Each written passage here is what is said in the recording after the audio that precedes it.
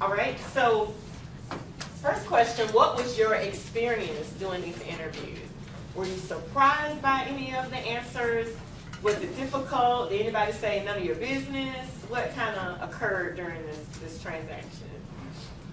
We didn't really say like none of your business, but everything was very surface level.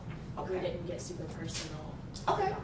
So, I think the family history one is kind of more of a touchy subject that people don't really want to dive into, like talking about what issues the family has going on. I can understand that. Yeah. Anybody else back here around? Experiences, reflections on just doing the interview? We just talked more about like if we were going out like around the campus to people we've never even seen before and asking them these kind of questions, because I think that's more when you're going to run into conflict with them, just like getting uncomfortable and that kind of thing, because like we may not know each other super well, but we do have a class together, so it's not just some random person walking up to us. So we just talked about how like you can sense when someone gets uncomfortable by their body language and that kind of thing. Would it have been the same, you mentioned something, your name, ma'am? Rachel, you had mentioned something a moment ago, even about the family history, and you just mentioned the idea of some people being a little uncomfortable. What is that about? Would they have been as uncomfortable if you asked them about physical activity? Yes, sir. I think sometimes there's like a negative association with mental illness.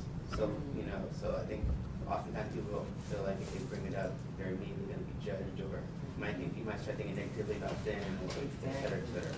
Exactly. Yeah. Yes, ma'am. I feel like when you say mental illness, people think of more like the severe mental illness, like schizophrenia and stuff like that, compared to just like the common everyday like anxiety and depression that most college students deal with on like a daily basis. So I think that's why like people get. So which modifying variable does that get into in terms of how people are filtering the information? So that kind of gets into this idea of education, right? Because if I really don't know that depression and anxiety are both mental illness, and as soon as you start talking to me, my mind immediately goes to severe forms of bipolar disorder or schizophrenia, then my response to you is going to be different based on my knowledge. And my response was probably going to guide me engaging in certain behaviors or not to.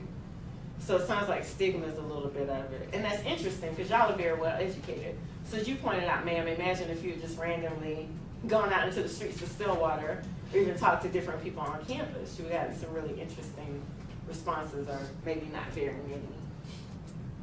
So number 2.